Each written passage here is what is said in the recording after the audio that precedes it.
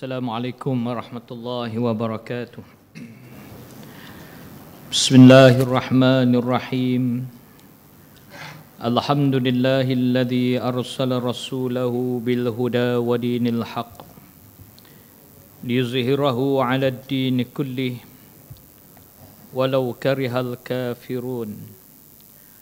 Asyhadu an la ilaha illallah wahdahu la syarika lah.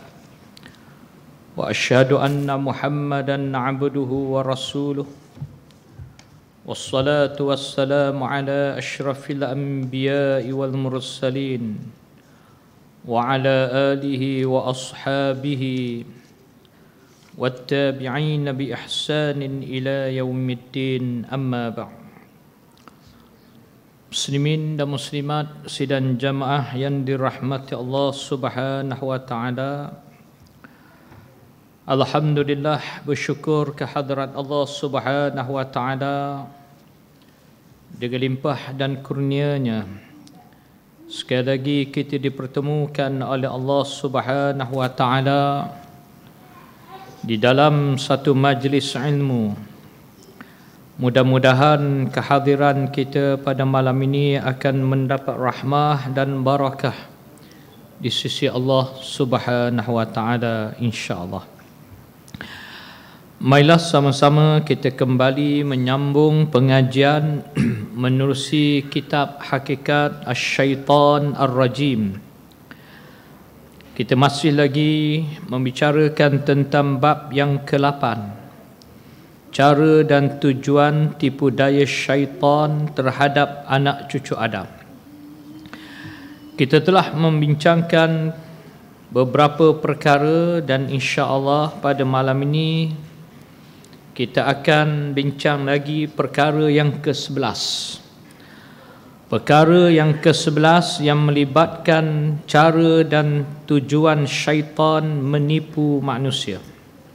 Ke surat 70. Perjanjian dusta dan tipu daya dengan cara menggalakkan sifat kedekut dan membazir. A'udzubillahi minasyaitonir rajim. الشيطان يعدكم الفقر ويأمركم بالفحشاء والله يعدكم مغفرة منه وفضلا والله واسع عليم. Surah Al-Baqarah ayat 268. Maksudnya, syaitan itu selalu berjanji palsu dan menakutkan kamu dengan kemiskinan jika kamu bersedekah dan menderma. Dan sebaliknya, syaitan menyuruh kamu mengerjakan perbuatan keji seperti kedekut dan maksiat. Manakala Allah menjanjikan kamu dengan keampunan dan kurniaan kelebihan di sisinya menerusi amalan sedekah dan kebajikan. Dan Allah itu amat luas pengetahuannya lagi amat mengetahui. Surah Al-Baqarah ayat 268. Di antara salah satu daripada perkara yang dikatakan termasuk di dalam tipu daya syaitan ini adalah dia akan menjadikan kita golongan yang tidak mau melakukan sedekah dan menganggap sedekah itu ada sesuatu yang membazir dan sesuatu yang akan mengurangkan harta kita. Dan kalau kita rasa kedekut nak bersedekah, itu maknanya kita termasuk di dalam tipu daya syaitan. Kalau kita berkira nak mengeluarkan duit bagi tujuan kebajikan, maka itu bermakna kita telah termasuk di dalam tipu daya syaitan. Perkara ini telah dinyatakan oleh Allah Subhanahu wa taala dalam ayat yang saya baca tadi, ayat surah Al-Baqarah ayat 268, yang menyebut bagaimana syaitan laknatullah ini dia menakut-nakutkan kamu, kata Allah. Apakah yang dia lakukan? Iaitulah menakut-nakutkan kita dengan kemiskinan. Allah Ta'ala sebut ya'idukumul faqra, dia akan menakut-nakutkan kamu dengan kefakiran. Kalau kamu bersedekah, kalau kamu berderma, kalau kamu keluarkan duit, kamu akan kehabisan duit. Kamu tak dapat apa-apa. Sedangkan Allah Subhanahu wa Ta'ala menjanjikan kelebihan kepada orang yang melakukan sedekah. Allah sebut dalam ayat ini antara janji Allah kepada orang yang melakukan sedekah ini, yang suka berderma, yang suka membelanjakan hartanya pada jalan Allah. Apa dia yang dijanjikan oleh Allah? Ya'idukum maghfiratan minhu wa fadla. Allah janjikan kepada kita dua perkara, iaitulah keampunan daripada Allah, dan juga Allah akan berikan kepada kita kelebihan, kurniaan kelebihan pahala di sisi Allah Subhanahu wa Ta'ala. Allah gandakan pahala untuk kita.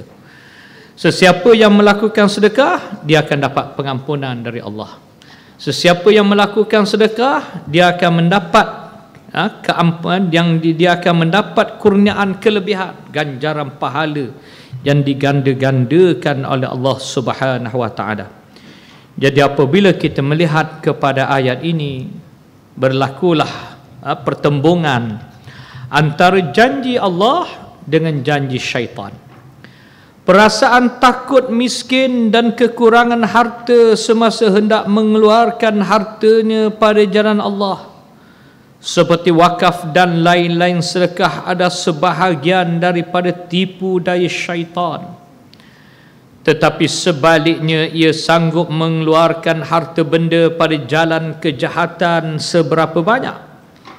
Perkara yang sedemikian seringkali berlaku kepada orang-orang yang jiwanya diganggu oleh tipu daya syaitan. Mereka sanggup membelanjakan harta pada jalan maksiat dan kejahatan, sedangkan ia adalah suatu pembaziran yang dilarang oleh Allah Subhanahu wa Ta'ala. Perangai manusia ni, termasuklah orang yang beriman, bila nak beli handphone yang mahal-mahal, yang ribu-ribu, dia sanggup beli. Tapi bila nak keluar sedekah, nak keluar derma, dia berkira. Biasa dia akan keluar duit berapa ringgit? RM1. Kalau minta nak bina masjid yang harganya 5 juta, kalau keluar RM1, bila nak siap? Kan? Bila nak siap, tapi kena ramai lah, berapa ribu orang, bagi RM1 nak siapkan masjid yang nilainya 5 juta, 4 juta. Tapi kalau beli benda lain, puluh-puluh ringgit pun sanggup habis, ribuan ringgit pun sanggup habis kadang-kadang, kan? Lebih daripada tu pun kita sanggup habis. Tapi bila derma, sumbangan, kita berkira. Kita kena ingat, kalau itulah ada dalam hati kita, dalam diri kita, berkira dalam melakukan kebajikan, maknanya kita telah termasuk di dalam godaan syaitan, termasuk di dalam perangkap syaitan, la'natullah, na'udzubillah min dzalik.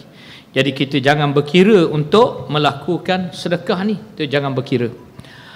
Allah Subhanahu wa Ta'ala berfirman dalam satu ayat yang lain, وَلَا تُبَذِّرْ تَبْذِيرًا إِنَّ الْمُبَذِّرِينَ كَانُوا إِخْوَانَ الشَّيَاطِينَ وَكَانَ الشَّيْطَانُ لِرَبِّهِ كَفُورًا. Surah Al-Isra ayat 26 hingga ayat 27. Maksudnya, dan janganlah engkau membazirkan harta benda kamu sebagai melampau-lampau, kerana sesungguhnya orang yang membazir itu adalah saudara kepada syaitan, dan adalah syaitan itu kufur kepada Tuhannya. Allah menyatakan lagi dalam ayat ini, mengingatkan orang-orang yang beriman kepada Allah supaya jangan melakukan pembaziran. Apa makna melakukan pembaziran? Iaitulah melakukan suatu perkara yang melebihi daripada keperluan, melakukan sesuatu, membelanjakan ataupun menggunakan suatu perkara itu melebihi daripada keperluan. Maka bila kita sebut keperluan, umpamanya berwuduk ni kita nak selesaikan wuduk kita. Yang penting basuh muka, basuh tangan yang wajib, basuh kepala, basuh kaki, itu yang wajib. Yang sunat banyaklah, kan? Jadi kalau kita berwuduk ni sebenarnya kalau satu botol ni pun dah cukup. Tapi kita buka air, pilih tu, air paip tu, mencurah-curah airnya. Kalau kita tak ada air tu, kadang-kadang sampai 2 baldi nak selesaikan wuduk. Itu maknanya sudah dikira membazir. Begitu jugalah, kita hanya perlu makan sepinggan sahaja untuk kita. Perut kita ni kok mana pun tak lebih daripada paling banyak pun 2 pinggan lah. Ada orang 3 pinggan, kan? Sepinggan tu dah cukup dah. Dah sendawa dah, kenyang. Tapi kalau orang tu dia makan tak habis, lepas tu buang makanan itu, ambil banyak makanan sampai tak habis, ataupun dia mengadakan jamuan berlebih-lebihan sampai tak habis, buang, itu maknanya membazir, melebihi daripada keperluan. Jadi sebab itulah muslimin dan muslimat yang dirahmati Allah, kita kena jaga dalam bab membazir ini, kerana dia merupakan amalan syaitan. Termasuk di dalam amalan membazir ini ialah kita menggunakan harta yang Allah Ta'ala beri kepada kita, membeli ataupun menggunakan kepada perkara-perkara yang tidak diredai oleh Allah, kepada maksiat. Buat suatu benda maksiat, keluar duit, itu membazir. Walaupun nampak dia satu keperluan untuk kita, tapi benda tu Tuhan larang, benda tu Tuhan tidak benar, lalu kita buat, maka dia dikira membazir. Jadi sebab itulah apabila Allah Ta'ala menganugerahkan rezeki kepada kita, bila Allah Ta'ala anugerahkan duit, kekayaan kepada kita muslimin dan muslimat rahmati Allah, ataupun harta yang Allah Ta'ala beri kepada kita, kita kena jaga elok-elok. Bila kita guna je ke jalan yang tidak diredai oleh Allah, maknanya dia termasuk dalam kategori membazir. Mudah je. Yang tadi tu benda halal, makanan halal, kan? Air yang kita guna ambil wuduk pun halal, bukan haram air tu, tapi melebihi daripada keperluan dan had yang sepatutnya, maka dia dikira membazir. Yang ini pula part yang kedua ni, kategori yang kedua ni, bila kita belanjakan harta itu ke jalan yang tidak diredai oleh Allah, antaranya berjudi, keluar duit untuk berjudi. Perbuatan berjudi itu dah haram lah. Membelanjakan harta perhabis duit untuk berjudi dikira membazir, dicas sekali lagi dosa membazir. Ataupun kita membeli barang-barang yang diharamkan oleh Allah Subhanahu wa taala, perkara-perkara yang tidak diredai oleh Allah, kita beli, maka dia juga dikira membazir. Membeli pakaian yang tidak menutup aurat termasuk di dalam membazir. Kita kata membazir apa? Pakaian, kan? Betul, pakaian, tetapi pakaian yang tidak menepati syariat, maka dia dikira membazir. Ini juga termasuk di dalam perkara yang dia haram, yang ditegah oleh Allah Subhanahu wa taala. Jadi kategori membazir ni ada dua. Berlebihan dalam penggunaan, melebihi daripada keperluan kita. Yang kedua, kita menggunakan harta itu bagi perkara-perkara yang tidak diredai oleh Allah, termasuk di dalam membazir, walaupun perkara itu kecil. Dalam ayat yang lain pula Allah Subhanahu wa taala berfirman dalam surah An-Nisa ayat yang ke-120, ya'iduhum wa yumannihim wa ma ya'iduhumus syaitanu illa ghurura. Maksudnya syaitan itu memberikan janji-janji dan angan-angan kosong kepada mereka, yakni anak cucu Adam. Tetapi apa yang dijanjikan syaitan itu tidak lain hanyalah tipu daya belaka. Jangan sesekali terpengaruh dengan janji palsu dan dusta. Surah An-Nisa ayat 120. Antara perkara yang kita kena faham apabila syaitan itu mewaswaskan kita. Contohnya yang saya kata tadi, ambil makanan, tambah lagi, ambil lagi. Sedangkan makanan yang kita perlu tu kita tahu kadarnya, banyak mana yang kita boleh habiskan. Tapi oleh kerana kita diwaswaskan, dipengaruhi oleh syaitan, kita ada rasa tamak, takut tak cukup, nanti orang lain ambil, kita pun tak merasa, ambil juga letak dalam pinggang kita, akhir sekali tak habis. Jadi itulah antara perkara yang kita nampak benda tu terlalu simple. Syaitan jadi tak apa, ambil Abu, kamu habis, boleh, tak ada masalah. Kamu mampu, kamu sihat lagi. Kita terpengaruh. Dia adalah merupakan bisikan yang kita tak dengar, tetapi sebenarnya dia telah membisikkan dalam diri kita untuk melakukan suatu pembaziran. Lalu berlakulah perkara yang ditegah oleh Allah itu, maka dia termasuk di dalam perkara yang dikatakan dosa besar. Begitu jugalah dalam perkara yang kita bincang tadi, iaitulah sedekah, berderma. Jangan habis duit. Kalau engkau bagi, gaji lambat lagi ni, nak keluar RM1 pun, jangan, simpan RM1 pun dia tak bagi. Jahat ni syaitan ni. Syaitan ni jahat tak jahat, dia sampailah kita tutup balik wallet kita, letak balik, tak jadi, takut habis, gaji lambat lagi, padahal RM1 je kan. Sebab apa? Sebab dia menjanjikan kemiskinan, dia menjanjikan kehabisan duit pada kita, dibisikkan benda tu, kita tak dengar, tapi benda tu dia datang sepintas lalu di telinga kita. Itu sebenarnya bisikan syaitan. Kalau dia datang depan kita dibisik dengan kita pun cabut lari. Kan? Rupa syaitan dia orang bisik kita pun tak sanggup nak tengok dia. Ini dia datang dalam keadaan dia membisikkan di telinga kita, dalam hati kita dibisikkan, sehingga menyebabkan kita terpengaruh. Jadi tak jadi derma. Sebab apa? Takut habis duit. Tak jadi nak menyumbang sebab takut habis harta kita.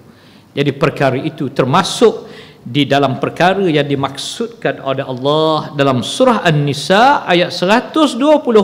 Dia menjanjikan dengan macam-macam janji dan angan-angan kosong yang akhirnya menatijahkan perkara yang tidak elok kepada kita. Percayalah kepada ajaran Allah Subhanahu wa taala. Tuhan yang amat mengetahui akan hal tipu daya syaitan itu, di mana manusia seringkali menjadi mangsa kepada tipu daya tersebut. Jadi setiap kali kita melakukan kesalahan, maka kita hendaklah beristighfar dan memohonkan keampunan kepada Allah Subhanahu wa taala. Walaupun pada pandangan kita ianya kecil, tapi sebenarnya perbuatan kita itu mengundang suatu dosa di sisi Allah Subhanahu wa taala. Sebab apa ramai orang yang tidak menganggap membazir itu ada suatu dosa? Sebab dia Allah bisa tegal biasa. Kita duk buat hari-hari, kita dah menjadi amalan dalam hidup kita. Jadi kita tak rasa benda tu bersalah, benda tu Tuhan larang. Jadi inilah yang akan menjadikan kita diikat dan terus diikat oleh syaitan.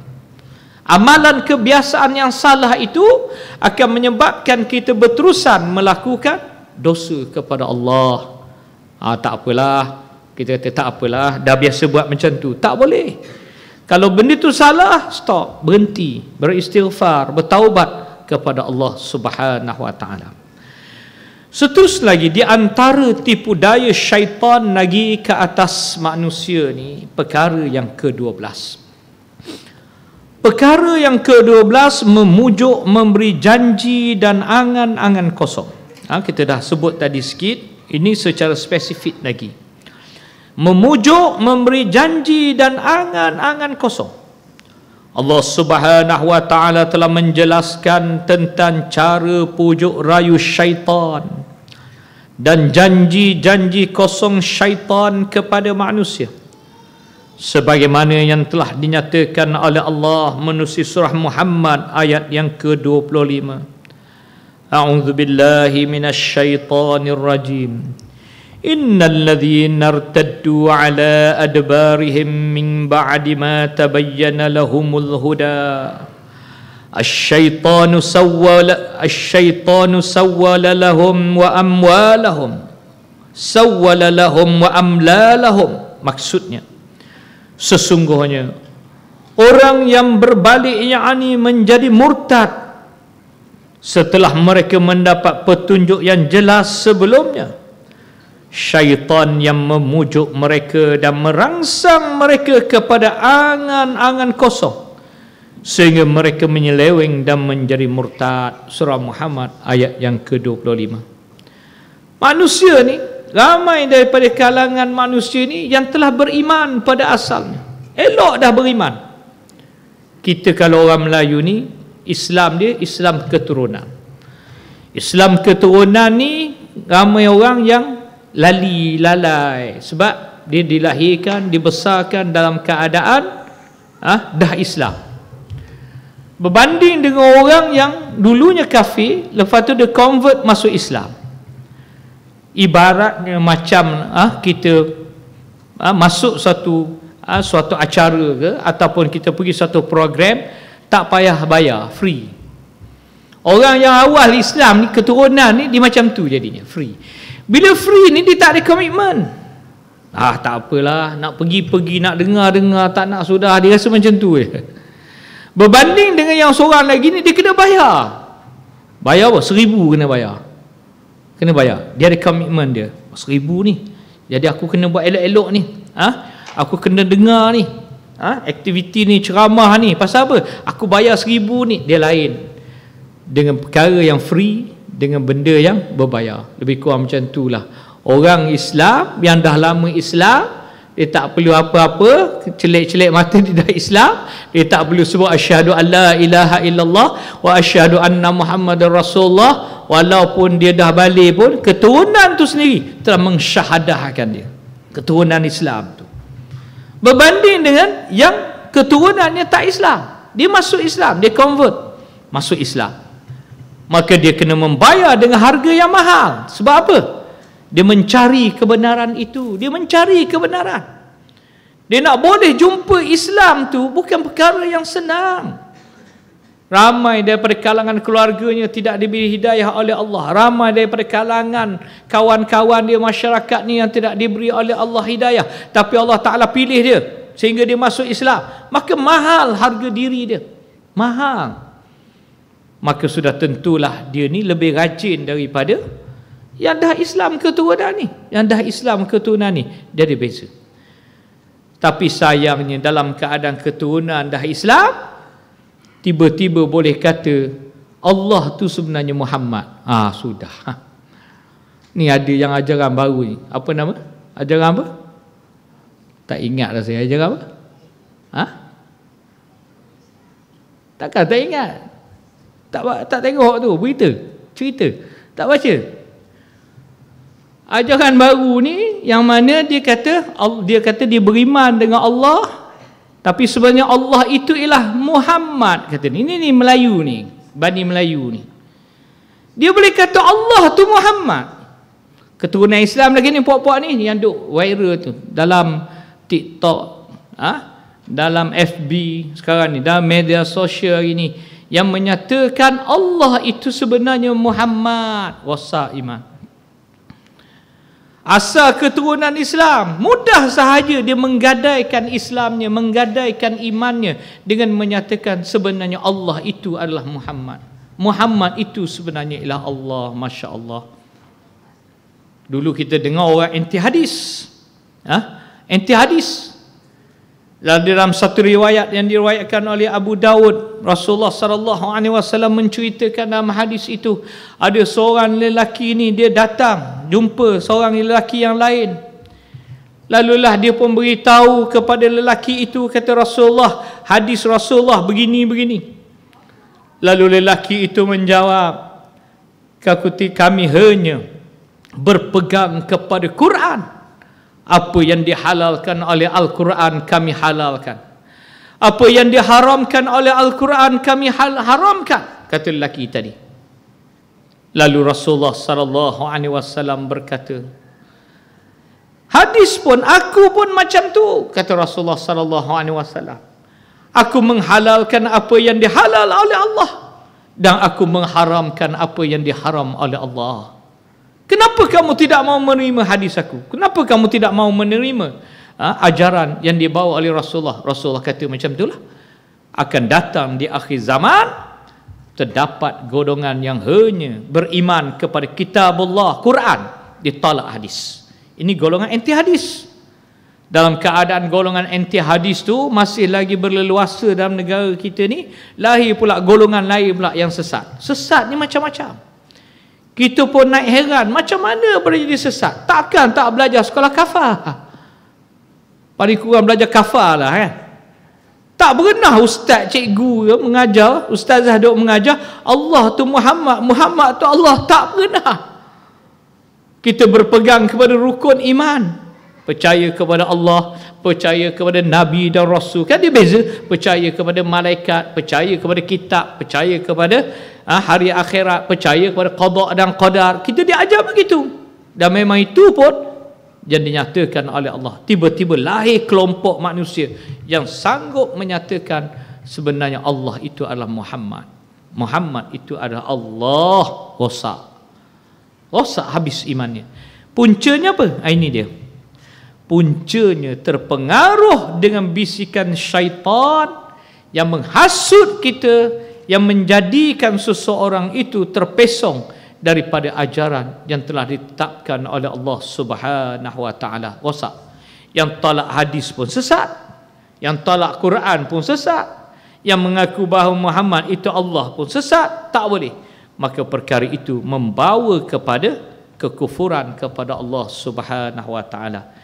Inilah dia akibat apabila kita terpengaruh dengan janji-janji dan angan-angan kosong, pujukan syaitan iblis, menyebabkan kita terpengaruh dengan perkara-perkara tersebut. Bayangkan, bukan orang yang tak terpelajar, bukan orang yang tak tahu, tapi macam mana boleh twist sehingga sampai kepada sesat. Yang ke-13 pula muslimin dan muslimat dan dirahmati Allah, perkara yang ke-13. Antara perkara yang dilakukan oleh syaitan kepada anak cucu Adam ini ialah mewaswaskan manusia. Mewaswaskan manusia. Allah Subhanahu wa taala turut mendedahkan tipu daya syaitan melalui waswasnya. Firman Allah taala dalam surah Taha ayat 120. فوسوس إليه الشيطان قال يا آدم هل أدلك على شجرة الخلد وملك لا يبلى. Maksudnya, setelah Allah menyatakan kepada Adam AS bahawa syaitan iblis itu adalah musuhnya dan musuh isterinya Hawa, supaya jangan sampai ia mengeluarkan kamu berdua dari syurga, syaitan pun mewaswaskan kepadanya, yakni kepada Adam. Katanya, yakni kata iblis, wahai Adam, mahukah engkau aku tunjukkan pokok yang dengannya kamu dapat hidup selama-lamanya dalam syurga, dan kamu dapat kekuasaan yang tidak akan hilang lenyap, iaitulah kekal dalam syurga. Surah Taha ayat 120. Allah menceritakan bagaimana syaitan itu mewaswaskan Nabi Allah Adam AS. Dia mendatangkan kecurigaan kepada diri Adam. Sedangkan dalam ayat-ayat yang terdahulu yang telah kita bincangkan, bagaimana Allah Ta'ala mengingatkan Adam bahawa syaitan itu adalah musuh kamu dan musuh kepada isteri kamu. Allah Ta'ala dah ingatkan kepada Adam AS bahawasanya syaitan itu musuh kamu dan musuh isteri kamu, dua-dua tu. Tetapi kata Allah Ta'ala, syaitan itu telah mewaswaskan syaitan. Dalam keadaan duk peringat ni, Allah Ta'ala duk ingatkan Adam AS ni, cerita ni dalam syurga ni, sebelum Adam AS dikeluarkan daripada syurga. Dalam keadaan Allah Ta'ala ingatkan Adam, syaitan datang dengan membisikkan kepada Adam, wahai Adam, kamu nak tak aku tunjukkan kepada kamu Sepohon pokok yang mana pokok ini kamu akan hidup selama-lamanya dalam syurga. Hal adulluka ala syajarah. Nak tak aku tunjukkan kamu sepohon pokok yang mana pokok ini ala syajaratil khuldi. Pokok ini akan menyebabkan kamu duduk kekal dalam syurga. Wa mulkin la yabla, dan kamu akan kekal, tidak akan hilang kekuasaan, yakni kamu akan berada dalam syurga. Apa dia pokok tu? Orang panggil pokok khuldi. Sehingga menyebabkan Adam dan Hawa ini menghampiri pokok itu, sedangkan Allah larang dalam satu ayat bahawasanya kamu jangan menghampiri pokok ini. Jangan kamu hampiri pokok ini. Bukan setakat jangan kamu makan, tapi hampiri pun tak boleh. Tiba-tiba Adam dan Hawa ini pergi makan buah daripada pokok ini, menyebabkan tertanggalnya pakaian di badannya. Kenapa tertanggalnya pakaian syurga ini daripada Adam dan Hawa? Saya dah jelaskan dalam pengajian-pengajian yang sebelum ini. Kerana tidak layak orang yang melakukan dosa memakai pakaian syurga. Bila Adam AS dah langgar perintah Allah, maknanya dia berdosa, tertanggal pakaian itu. Jadi kita nak masuk syurga ni mestilah orang yang mendapat keredaan Allah, orang yang bersih daripada dosa dan maksiat kepada Allah Subhanahu wa taala, barulah layak pakai pakaian syurga. Adam AS dan Hawa telah melakukan kesalahan, lalu tertanggal pakai itu. Lalu dia mengambil daun-daun yang ada dalam syurga untuk menutup bahagian badan masing-masing.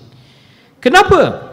Kerana dia terpengaruh dengan syaitan, iblis tadi, sehingga menyebabkan dia menghampiri pokok itu dan dia makan. Pokok yang dimaksudkan itu adalah pokok khuldi yang terdapat dalam syurga. Ia menjadi larangan Allah ke atas Adam AS dan isterinya untuk memakan buah pokok khuldi tersebut. Syaitan telah menipu daya Adam AS dengan menyatakan sebaliknya. Syaitan memberi jaminan sekiranya Adam AS memakan buah pokok khuldi, dia akan dapat mengekalkan dirinya dan isterinya dalam syurga. Oleh kerana Adam ni nak kekal dalam syurga, dia terpengaruh dengan janji daripada syaitan iblis tadi, dia pergi makan. Sedangkan Allah Ta'ala dah pesan, dia pergi juga makan. Begitu jugalah kenapa dia nak makan, sebab dia nak jadi macam malaikat. Dua perkara ni. Syaitan dah tahu Adam dan Hawa ni dia nak jadi dua benda ni. Dia nak dua perkara ni. Yang pertama, dia nak kekal dalam syurga. Yang kedua, dia nak jadi macam malaikat. Sebab apa malaikat? Hamba yang terlalu taat kepada Allah. Dia nak jadi macam malaikat. Dia lupa bahawasanya perkara itu adalah semuanya dalam ketentuan Allah. Dan dia kena jaga batasan-batasan yang telah ditetapkan oleh Allah. Dia lupa. Bila dia lupa, dia makan. Dia tidak ingat kepada apa yang telah dilarang oleh Allah. Kerana terpengaruh dengan iblis ni, dia pun pergi makan. Begitu mudah iblis menipu daya manusia. Contohnya ialah Adam AS dan Hawa itu sendiri. Manakala dalam ayat yang lain pula Allah Subhanahu wa taala berfirman, min syarril waswasil khannas alladhi yuwaswisu fi sudurin nas. Surah An-Nas ayat 4 hingga 5. Aku minta berlindung dengan Tuhan manusia dari kejahatan waswas syaitan yang selalu membisikkan hasutan ke dalam dada manusia, iaitulah waswas, dan memalingnya pada setiap kali manusia lalai kepada Allah. Dan ia sering mengelak atau mengundurkan diri, iaitu tidak mewaswaskan manusia ketika hati manusia mengingati Allah. Syaitan ni saya dah cerita dulu, ada dua yang duduk dekat dada kita. Duduk sini, duduk kat kita ni. Nama dia apa? Seekor nama Al-Waswas, seekor lagi nama Al-Khannas. Dua ekor. Al-Waswas ni kerja dia apa? Bila kita lalai, dia hasut kita. Bila kita lupa Allah, dia hasut. Jom buat, jom ambil, jom makan. Jom, dia akan suruh kita buat benda yang Tuhan larang. Bila kita ingat kepada Allah, seekor lagi syaitan nama apa? Al-Khannas, dia akan datang. Okey, tak apa. Jangan buat. Bila kita ingat kepada Allah. Bila kita lupa, al-waswas masuk, goda kita. Bila kita ingat kepada Allah, Al-Khannas menjadikan kita, dia kata apa? Okey, tak apa. Tak nak buat, tak apa. Tak nak ambil rasuah, tak apa. Tak nak melakukan, tak nak mencuri, tak apa. Jangan buat. Al-Khannas macam tu. Baik ke Al-Khannas ni? Tak baik. Dia bersubahat. Mana baik? Dia bersubahat. 2 ekor ni dia bersubahat. Dia berlakon. Dia main tarik tali. Biasa tengok tarik tali. Kita holor, kita tarik. Holor, tarik. Nak menang tu kenalah holor, lepas tu tarik. Macam tu. Inilah kerja al-waswas al-khannas. Macam sebiji macam orang main tarik tali tu. Tak boleh main tarik je. Tarik je mana tahan kita. Kita holor, lepas tu kita tarik balik. Itu kaedahnya. Dan ini adalah kerja al-waswas dan al-khannas. Dua ekor ni dia bersubhat. Jadi dia duduk kat mana? Kat dada kita. Ni duduk sini. Ada orang kata nak buang macam mana ustaz? Tak boleh buang, memang duduk situ. Cuma kita kena selalu mengingati Allah supaya 2 ekor ni tak boleh menguasai kita. Dan syaitan iblis ni, syaitan ni bukan hanya al-waswas al-khannas yang 2 ekor tu, tetapi juga dia ada di depan kita. Yang lain lah, bukan al-waswas ni, setan lain ni. Setan lain duduk depan, duduk belakang, duduk kanan, duduk kiri, duduk atas, duduk bawah. Nak lari mana? Atas seorang ni penuh dikelilingi oleh syaitan iblis. Kalau Allah Ta'ala buka hijab lah, boleh tengok, tak bergerak kita, kan? Atas, bawah, depan, belakang, kiri, kanan. Muslimin Allah, bayangkan betapa hebatnya mereka mengepung kita ni. Jadi kalau orang tu boleh tahan, malah pun buat ibadat juga, okey dah tu.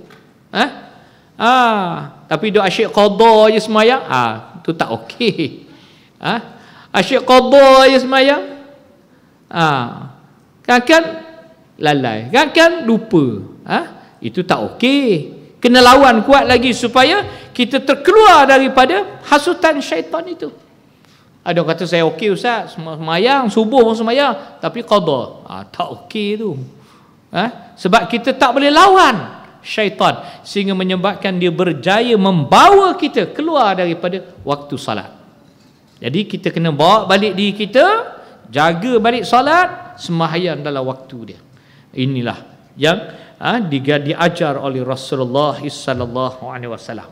Jadi kita kena fikir sendiri macam mana kita nak berhadapan dengan syaitan iblis ni.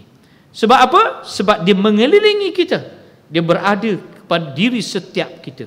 Bukan makna dia kepung ramai-ramai macam tu. Setiap seorang dia marking dah. Macam main bola, dia marking. Orang ni jaga orang ni, orang ni jaga orang ni. Tak jaga, bolos. Ini antara perkara-perkara yang diajar oleh Allah. Jadi kita kena kuatkan iman kita. Sememangnya al-waswas al-khannas adalah 2 nama bagi syaitan yang berada pada setiap diri anak Adam. Menurut pendapat Ibn Abbas radhiyallahu anhumah, kata Ibn Abbas, al-waswas itu mewaswaskan manusia ketika lalaikan Allah. Ketika orang tu lalai, al-waswas digoda. Al-khannas pula, kata Ibn Abbas, mengundurkan diri ketika manusia mengingati Allah. Macam saya sebut tadilah. Bila kita ingat, dia kata okey tak apa, buat. Ni elok ni, kamu semayang ni elok. Time kita lupa, al-khannas masuk balik, al-waswas masuk balik. Manusia perlu ingat, syaitan yang ada dalam dada itu berada dalam 2 keadaan. Pertama, ketika manusia lalai terhadap Allah, maka ia akan terus mewaswaskan dengan pelbagai teknik dan cara yang jahat. Sebab itu bila kita bercakap, jaga adab, jaga akhlak, jaga. Bila kita tak jaga, dia akan terlajak. Bila terlajak tu setan. Kita kena hati-hati. Begitu juga bila kita buat satu-satu perkara, kita kena ingat, elok dah ni, buat benda baik, tapi ada takabur pula, rosak. Kok celah tu dia datang, kok celah tu dia datang. Jadi kena jaga yang tu. Situasi ni jangan lalai. Jangan lalai. Ikhlas kena sentiasa. Situasi yang kedua, ketika manusia mengingati Allah dengan berzikir, sama ada dengan hati, lidah atau dengan apa-apa perbuatan yang lain, maka syaitan akan mengundurkan diri atau berhenti meneruskan kerja mewaswaskannya. Syaitan akan menunggu waktu yang lain pula ketika manusia kembali lalaikan Allah. Yang keduanya, ketika mana? Ketika kita mengingati Allah. Macam saya ni tengah duk baca kitab ni, fokus ni, setan tak boleh nak kacau ni. Yang duduk depan saya tak tahu. Yang duduk kat depan saya ni saya tak tahu. Sebab duduk dengar je. Tapi kalau dengar fokus, beri perhatian, insya-Allah tak lalai. Tapi kalau dengar tak dengar, itu setan kacau. Saya ni kok okey lagi. Tak lagi depan mic ni. Lagi setan lari kan. Jadi nak ceritanya, bila kita ingat betul-betul, fokus, insya-Allah dijauhkan sikit. Tapi bila kita lalai, dia dekat dengan kita. Bila kita ingat Allah, dia jauh. Bila kita lupa, dia mendekatkan diri dia kepada kita. Jadi kita kena jauhkan syaitan itu daripada kita. Begitulah keadaan, sikit lagi. Begitulah keadaan manusia dan syaitan sentiasa berada dalam situasi yang sedemikian. Sama ada manusia itu lalai atau manusia itu berada dalam keadaan mengingati Allah, syaitan akan sentiasa menunggu peluang untuk mewaswaskan manusia apabila ada ruang yang terbuka untuknya. Oleh sebab itu, manusia hendaklah memahami dengan sebaik-baiknya tentang tipu daya syaitan, supaya mereka sentiasa berada dalam keadaan mengingati Allah Subhanahu wa taala. Jadi itulah sahaja 13 perkara yang sempat kita bincangkan pada malam ini. Mudah-mudahan kita mengambil pengajaran dan pengiktibaran daripadanya, insya-Allah. Aqulu qawli hadza wa astaghfirullahal azim li wa lakum. Assalamualaikum warahmatullahi wabarakatuh.